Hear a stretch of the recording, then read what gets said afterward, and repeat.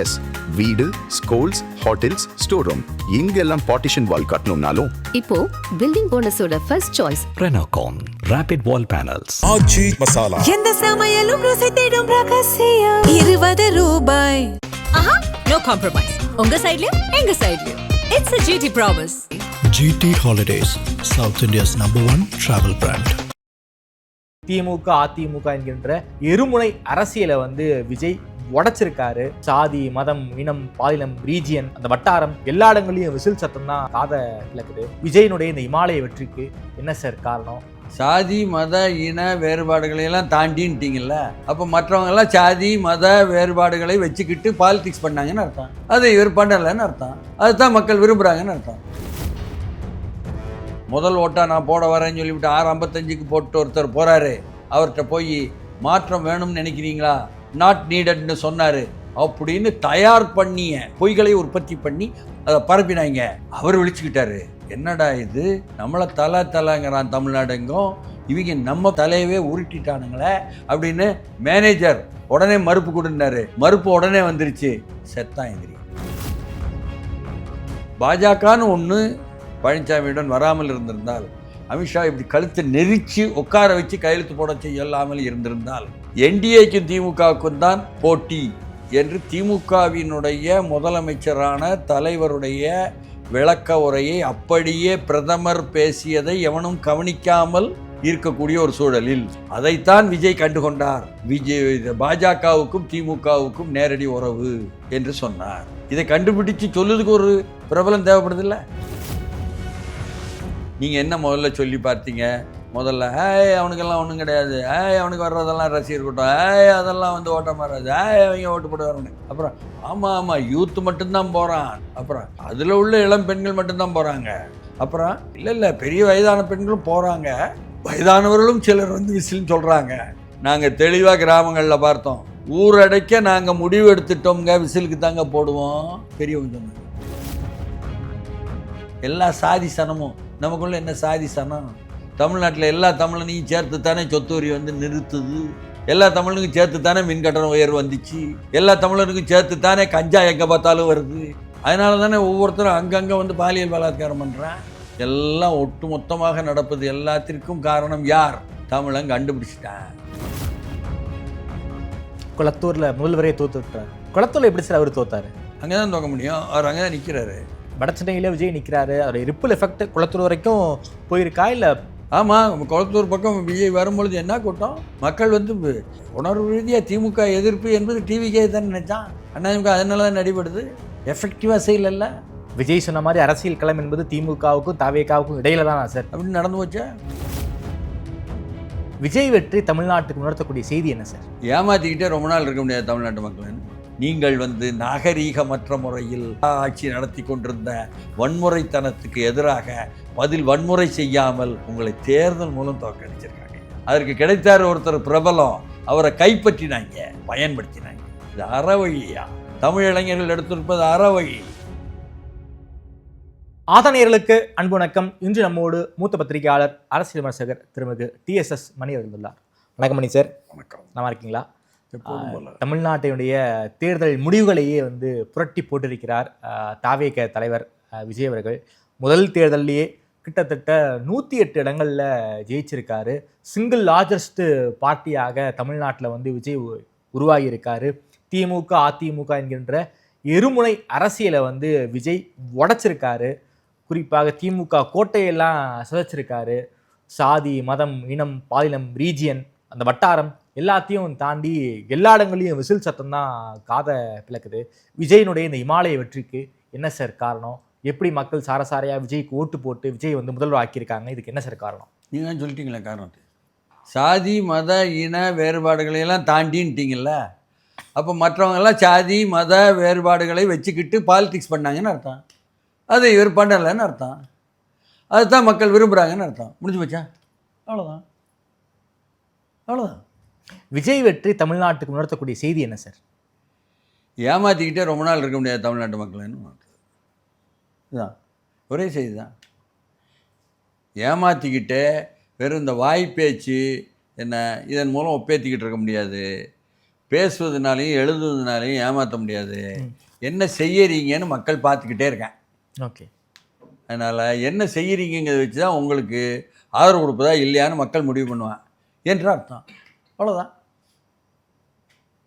அப்போ இதுவரை போலித்தனமாக, அயோக்கியத்தனமாக, மனதார உளமாற பொய் சொல்லுவதை தொழிலாக கொண்டவர்கள் நேற்று வரை ஆட்சி கட்சியில் இருந்தாங்கன்னு அர்த்தம்.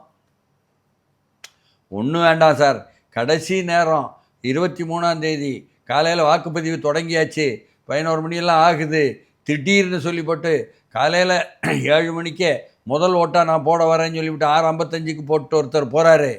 அவர் போன உடனே அவர்கிட்ட போய் மாற்றம் வேணும்னு நினைக்கிறீங்களா, நாட் நீடட்னு சொன்னார் அப்படின்னு தயார் பண்ணிய பொய்களை கோயபல்ஸ் கம்பெனின்னு ஒன்று வச்சுருக்காங்க.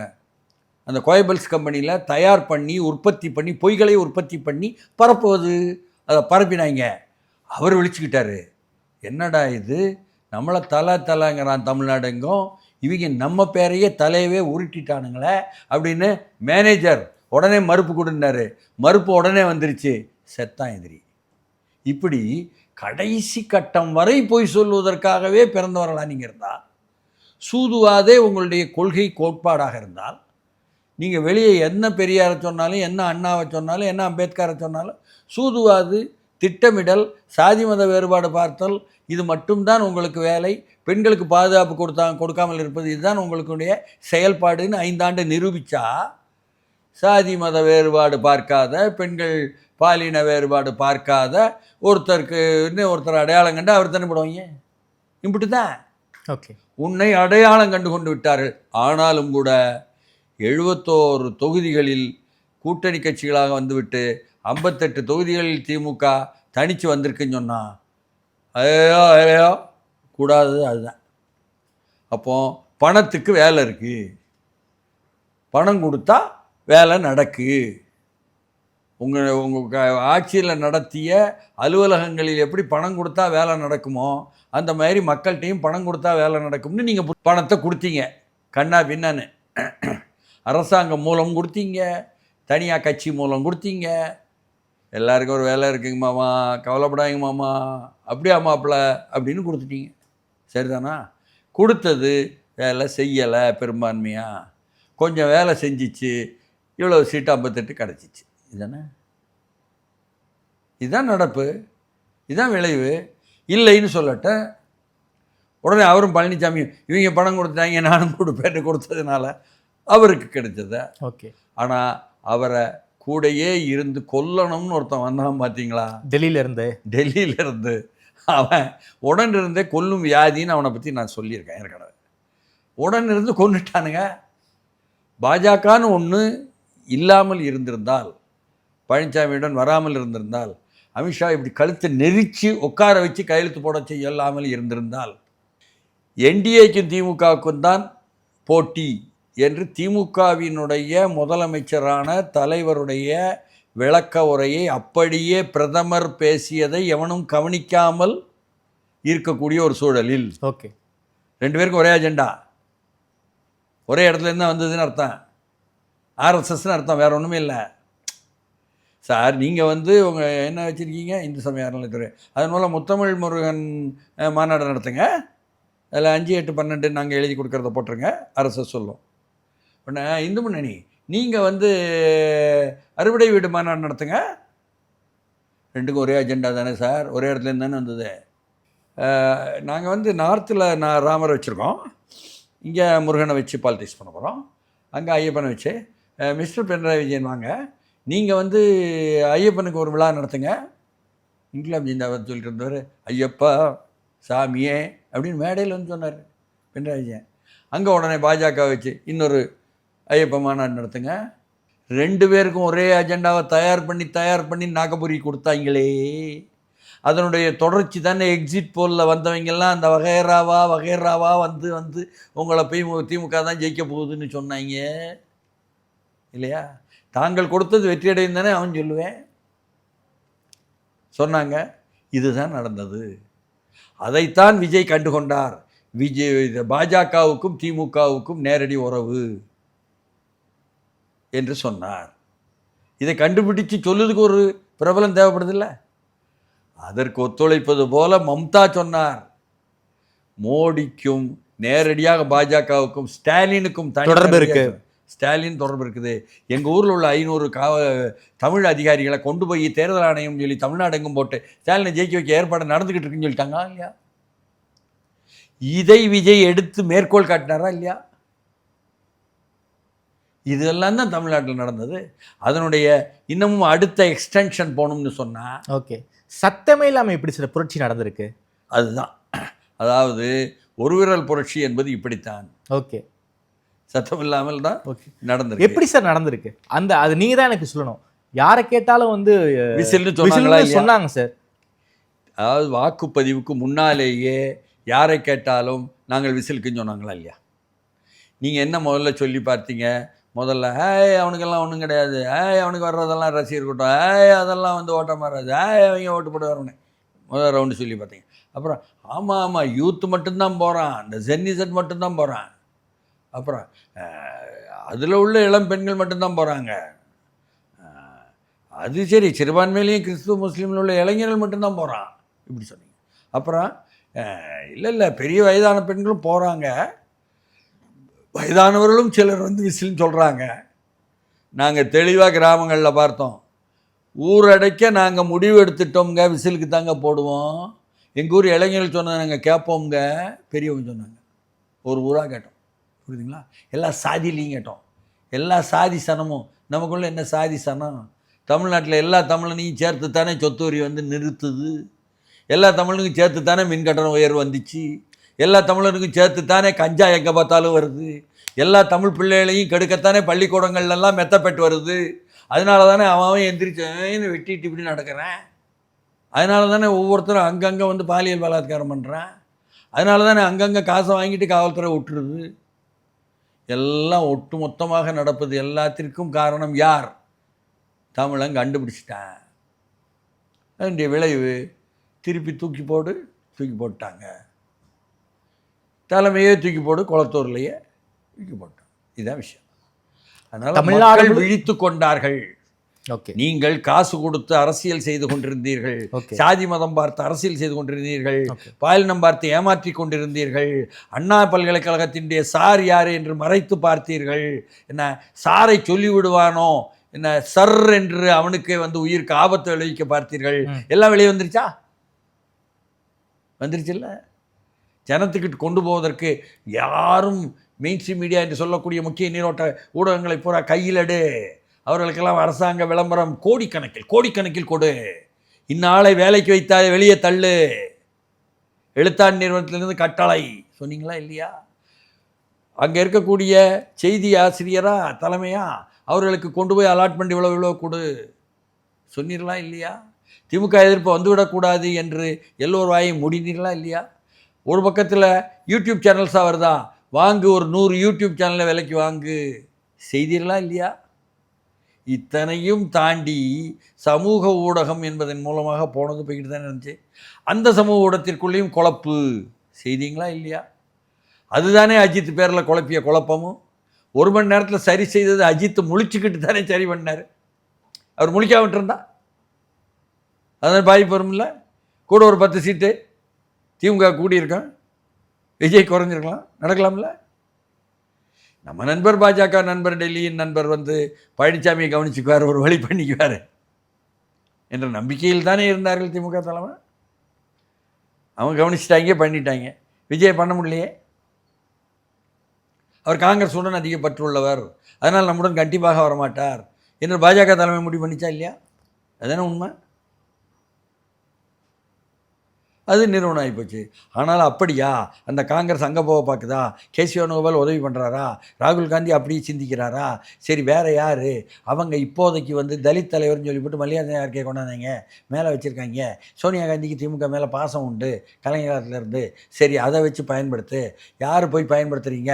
நான் போகிறேன் என்று சொல்லி போட்டு உடனே சிவகங்கையிலிருந்து கிளம்பி என்ன கலைஞர் சொன்னார் சின்ன பையன்னு, அவர் போய் வேலையை பார்த்தாரா இல்லையா? அதனால தானே இழுத்து பிடிச்சி சேருங்களே அப்படின்னு சேர்த்தா 28வது கொடுங்கன்னு கொடுத்தா என்ன எங்கே வந்து நிற்கிது புஷ்ஷுன்னு எல்லாருமே உங்களுக்கு எதிர்ப்பாக தாவேக்காக்கு தான் ஆதரவாக போகணும்னு சொன்னதுனால இங்கே உள்ளவங்களும் எல்லாரும் அப்படி தான் போட்டாங்க. கேரளாவிலையும் அதே நாள் வாக்குப்பதிவு. அதற்காக விஜய் வந்து ஒரு உதவி மட்டும் செஞ்சார். கேரளா வாக்குப்பதிவுக்கு முந்தின நாள் செஞ்சார். அதே நேரத்தில் முன்னால் திருநெல்வேலிக்கு போனார். காலையில் என்ன இவர் முருகன் ஏற்பாடு பண்ணது பிரம்மாண்டமான கூட்டம். அந்த கூட்டத்தில் சொன்னார், உண்மையான காங்கிரஸ் நம்முடன் இருக்கிறது சொன்னாரா இல்லையா? கேரள மலையாள ஊடகங்களில் பூரா அது போச்சு. 6 விழுக்காட்டுக்கு மேலே இருக்கக்கூடிய விஜயினுடைய வாக்குகள் எல்லாம் காங்கிரஸுக்கு போய் விழுந்தது. காங்கிரஸ் ஆட்சிக்கு வந்தது. சரிதானா? அப்போ இப்போ காங்கிரஸ் விட்டு கொடுப்பார்களா? உண்மையான காங்கிரஸ் என்பது ராகுல் காந்தி தானே. அந்த ராகுல் காந்தி வந்து என்ன இங்கே வந்து ஆரம்பத்திலேயே அவர் வந்து யாருமே பிரதமராக மோடிக்கு எதிராக ராகுல்னு அறிவிக்காத நேரத்தில், காங்கிரஸும் அறிவிக்காத நேரத்தில், இந்தியா கூட்டணியும் அறிவிக்காத நேரத்தில் திமுக தலைவர் மட்டுமே ராகுல் வந்து பிரதமர் வேட்பாளர் என்று அறிவித்தது எதற்கு? தமிழ்நாட்டில் ராகுல் ஆதரவான மதச்சார்பற்ற வாக்குகளை, சிறுபான்மை வாக்குகளை அள்ளுவதற்காகத்தானே. அந்த ராகுலை இப்பொழுது பைபாஸ் பண்ணி ஓரங்கட்டிட்டு நீங்கள் மல்லிகார்ஜுன கார்கே மூலம் வந்து வாங்கினா, மல்லிகார்ஜுன கார்கே வாங்கினது கொடுத்தது என்பதாக அவர் தான் ஓசூருக்கு வந்து மேடை ஏறுவார், தவிர ராகுல் வந்து ஏறுவார். அவங்க கூட நடந்தது தானே. அந்த ராகுல் வந்து விஜய்க்கு வாழ்த்து சொல்வது மட்டுமில்லை, அதற்கு முன்கூட்டியே சொன்னதுனால தானே அவர் வந்து திடீர்னு எதுக்காக சொல்லணும் திருநெல்வேலி கூட்டத்தில் நாளைக்கு கேரளாவில் தேர்தல் இருக்கும் பொழுது வந்து உண்மையான காங்கிரஸ் நம்மளுடன் இருக்கிறது எதுக்காக சொல்லணும்? அப்போ பதிலுக்கு அவர்களும் வந்து ஒத்துழைப்பு தானே செய்வாங்க. உங்களை கண்டு பயப்படுறாங்க, உங்களுடைய ஆட்சியை கண்டு பயப்படுறாங்க, உங்களுடைய எழுத்தாணி நிறுவனத்தை கண்டு பயப்படுறாங்க. பணம் பத்தும் செய்யும்னு நீங்கள் தூக்கி அடிக்கிறீங்க எல்லாரையும்னு பார்க்குறாங்க. எல்லாருக்கும் விளம்பரத்தை கொடுத்தாவது வாங்குங்கிறீங்க. நீங்கள் அப்படியே விளம்பரமாக கொடுக்குறீங்க. நிலத்தை விற்கிறதுக்காக உள்ள விளம்பரத்தையாவது கொடுக்குறீங்க. எப்படியாவது விளம்பரம் அச்சு ஊடகத்துக்கு கொடுக்குறீங்க, இணைய ஊடகத்துக்கு கொடுக்குறீங்க, ஏன்னா யூடியூப் சேனலுக்கு கொடுக்குறீங்க, தொலைக்காட்சி நிறுவனத்துக்கு கொடுக்குறீங்க. அரசாங்கத்தில் இருந்து கொடுப்பது என்பது ஒரு 20 கோடி ரூபாய் வரை ஒவ்வொரு நிறுவனத்துக்கும் கொடுப்பீங்க. அதுக்கப்புறம் தனியாக வந்து உங்களுடைய நிறுவனம் பல்வேறு நிறுவனம் வச்சுருக்கீங்க, அதன் மூலம் விளம்பரங்கள் கொடுக்குறீங்க. இப்படி விளம்பரங்கள் நிறைய வந்தாச்சுன்னா ஏதோ ஒரு பேரில் காசு வருதுன்னு சொல்லி உங்களுக்கு சார்பாகவே எல்லோரையும் பேச வைப்பீங்க. மக்கள் வெறுத்துட்டானே. விளம்பரம் கொடுத்ததுனால நீங்கள் சிலர் வாயை மூடலாம், சிலரை வரவேற்று உட்கார வைக்காமல் இருக்கலாம். நீங்களும் கூட யாரையும் வந்து உட்கார வைப்பது, யாரை உட்கார வைக்கக்கூடாது என்பதை தீர்மானிக்கலாம். பணம் பத்தும் செய்யும் என்பதை வந்து பட்டுவாடா மூலம் வந்து நீங்கள் வேலை நடத்துவது எல்லோரிடமும் நடக்கும், மக்கள்கிட்ட நடக்காது, வாக்காளர்கள்ட்ட நடக்காது. தமிழ்நாட்டு மக்கள் எழுச்சாயம் கிடையாது, தமிழ்நாட்டு பெண்கள் சத்தியமாக எழுச்சாயம் கிடையாது. இல்லையா? அந்த பெண்களுக்கெல்லாம் நாங்கள் இலவச பேருந்து கொடுத்தோமே, ஆமாம், புதிதாக இருந்தது, அதை ஏற்றுக்கொண்டார்கள், பயனடைந்தார்கள். உள்ளாட்சி தேர்தல் உங்களுக்கு வாக்களித்தார்கள், வெற்றி பெற்றீர்கள் திமுக, இல்லைன்னு சொல்லலை. மகளிர் உரிமை தொகை என்று கொடுத்தோமே, ஆமாம் கொடுத்தீங்க. அது வந்து கிராமப்புறங்களில் வந்து அவங்களுக்கு வந்து பொருளாதார ஊடாடலுக்கு பயன்பட்டது. உங்கள் மீது அதிருப்தி இல்லை என்று கிராமப்புற பெண்களுடைய மனோநிலையை நாங்கள் மதிப்பீடு செய்தோம். திமுக ஆட்சி மேலே அதிருப்தி இல்லைன்னு எல்லாம் தாண்டி நீங்கள் மெத்தப்பட்டையும் கஞ்சாவையும் இறக்கி விட்டு, கஞ்சா மூலம் வந்த கமிஷன் எவ்வளவு, மெத்தப்பட்டு மூலம் வந்த கமிஷன் எவ்வளவு, வாங்கின அதிகாரி யார், அவன்கிட்ட கலெக்ஷன் வந்துச்சா அதை பாரு. அதை பார்க்குறது தான் முதல் வேலை. கலெக்ஷன், கமிஷன், கரப்ஷன் என்பதை பழனிசாமி ஆட்சியை சொல்லிவிட்டு அதை அப்படியே அமுலாக்குவதற்காக தான் சொன்னார். என்னமோ தெரியல, நான் முன்கூட்டியே ஒரு தத்துவத்தை தயார் பண்ணி விட்டு பழனிசாமிக்கு எதிராக கரப்ஷன், கமிஷன், கலெக்ஷன் சொல்லிவிட்டு அதை வந்து அப்படியே 5 ஆண்டு அமுலாக்கினதுனால அதே வார்த்தையை பழனிசாமி இவருக்கு எதிராக சொன்னாரா? அதை நீங்கள் கஞ்சா மெத்தப்பெட்டில் அமுலாக்கினீங்களே. அதனுடைய விளைவு மக்கள் மத்தியில் பதட்டம், சட்ட ஒழுங்கு சரியில்லை, பாலியல் வன்முறைகள், பெண்கள் வந்து பாதுகாப்பு இன்மை என்பதனுடைய உச்சத்திற்கு போய்விட்டு நீங்கள் கொடுக்குற 1000 ரூபாய்க்காக மகளிர் உரிமை தொகைக்காக பார்த்துட்டு இருப்பாங்களா? சரி, இதெல்லாம் அரசாங்க பணத்தில் மக்களுடைய தலையிலேயே கடன் வாங்கி தலையிலேயே வைப்பதற்கான அவர்களுடைய வரி பணத்திலேயே அவர்களையே ஏமாற்றுவதற்கு கொடுக்குறோம். நாம் அள்ளினதில் கொஞ்சம் கொடுப்போம் என்பதா வாக்காளர் உரிமை தொகைன்னு கொடுத்தீங்களே, அறிவிக்கலை. மகளிர் உரிமை தொகையின் பேர் அறிவிச்சிங்க. விடியல் பேருந்து பேர் அறிவிச்சிங்க, வாக்காளர் உரிமை தொகைன்னு பேர் அறிவிச்சிங்களா? மத்திய அரசு ஒன்றிய அரசு பெற்று போட்ட பிள்ளைகளுக்கெல்லாம் நீங்கள் பேர் வைப்பீங்க. அவனுடைய கொள்கைகளை அப்படியே அமலாக்கினவங்க. தேசிய கல்விக் கொள்கையை வேற ஒரு பேர்லாம் அதையே அமலாக்குவீங்க. எங்கள் ப்ரொஃபஸர் ஜவஹர் நேசன் வந்து ஐயோ இது வந்து பாஜகவினுடைய காவி கொள்கைங்க, தனியார் மய கொள்கைங்க, இங்கே உள்ளவங்க அதையே கொண்டாடுறாங்க அம்மாடி சொல்லுவாரா இல்லையா? அரசு ஊழியர் ஆசிரியர்மா ஐயா வாக்குறுதி கொடுத்தீங்களே ஐயா, அந்த வாக்குறுதிப்படி வந்து நீங்கள் பழைய ஓய்வூதியம் கொடுக்க வேண்டாமா? நீங்கள் தானே வாக்குறுதி கொடுத்தீங்க அப்படிமே. ஒன்று சார் ஐஏஎஸ் சார் நீங்கள் ஏதாவது ஒன்று தயார் பண்ணுங்கள் சார், கொஞ்சம் ஏமாற்றணும் சார், உறுதியளிக்கப்படும் வாக்குறுதியம் பழைய ஓய்வூதியம் அப்படின்னு சொல்லி ஒரு புது பேரில் கொடுப்பீங்க. உள்ளுக்கு படித்து பார்த்தா கான்ட்ரிபியூட்டிங் பென்ஷன் ஸ்கீம் 10% நீங்கள் கொடுத்தால் அதுதான்யா கூடாது, பங்களிப்பு ஓய்வூதியம் தான் கூடாது நாங்கள் சொல்லிட்டு இருக்கோம். என்ன திருப்பி அதையே கொண்டாடுற? இல்லை உங்களை கூப்பிடுங்க, கட்சிக்காரங்க நம்ம கூட கூட்டணியில் இருக்காங்க, அவங்க ஒருத்தர் தான் அங்கே இருக்கார் தலைமைச் செயலகத்தில், அவரை கூப்பிடுங்க, ஸ்வீட்டு வாங்குங்க, வெய்யுங்க, அவரை கொடுக்க சொல்லுங்க, படத்தை போட்டிங்க. மறுநாளே அவர் போய் தலைமைச் செயலகம் பூரா வெடித்து கிளம்புறேன் அரசு ஊழியர்கள் உடனடியாக மாற்றி அவரை செயற்குழு தீர்மானம், இது ஒரு சவல குழந்தை. ஊதியம் உறுதியளிக்கப்படும் ஓய்வூதிய திட்டம் என்பது ஒரு சவல குழந்தை. இதில் 10 விழுக்காடு பங்களிப்பு ஓய்வூதியம் என்பதை ரத்து செய்ய வேண்டும் எழுத. என்னையா நேற்று தானே ஸ்வீட் கொடுத்தீங்க, இனிப்பு, இன்றைக்கி இப்படி எழுதுறீங்களே? நாங்களாக கொடுத்தோம், வாங்கி வச்சுருந்தாங்க சிஎம் ஆஃபீஸில், கொடுக்க சொன்னாங்க, கொடுத்தோம், வெளியே வந்துச்சே. புரியுதுங்களா? இப்படி ஏமாற்று, பொய், பித்தலாட்டம், சூது, வாது, சாதி, மத வேறுபாடு, குழப்பம், கஞ்சா ஆட்சி, மெத்தப்பட்ட ஆட்சி என்று பேர் வாங்கும் அளவுக்கு செய்தது எல்லாம் சேர்ந்து திருப்பி அடிக்குமா இல்லையா? இல்லை நாங்கள் பணத்தை கொடுத்து சரி பண்ணிடுவோம், வாக்காளர் உரிமை தொகையை விட்டு. எடுபடலையே. குளத்தூரில் முதல்வரே தோற்று விட்டார். அதுதான். குளத்தூரில் எப்படி சார் அவர் தோத்தார்?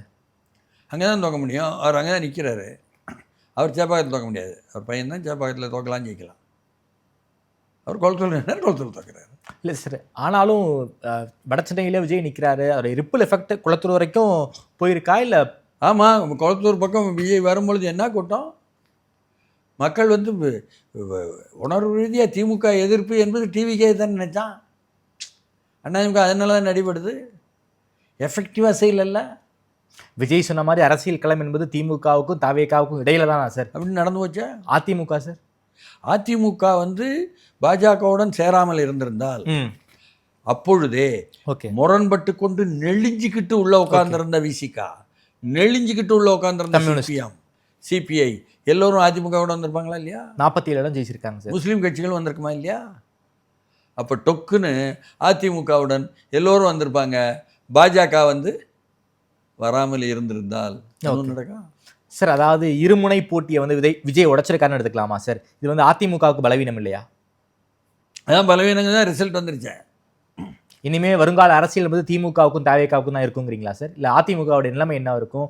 ஒரு 11வது ஒரு பெரிய தோல்வி, எடப்பாடியாருடைய தலைமைக்கு ஏதாவது கேள்விக்குறியாகுமா அப்படின்னு பல கேள்விகள் இருக்கே சார் அதிமுகவை சுற்றி. எல்லா கேள்விகளும் இருந்துக்கிட்டே இருக்குது நாட்டில். திமுக அதிமுகவில் உள்ள எல்லோருமே வந்து வயசாகி போச்சு, அவங்களுக்கு தொடர்ச்சி என்ன இருக்குங்கிற கேள்வி எல்லாம் வரும் எதிர்காலத்தில். இனி இளைஞர்களின் காலம். ஓகே, எங்கேனாலும் சரி அது இளைஞர்கள் வந்து எல்லா இடத்திலும் எந்த கட்சி ஆனாலும் சரி அவர்கள் வந்து முன் வருவாங்க.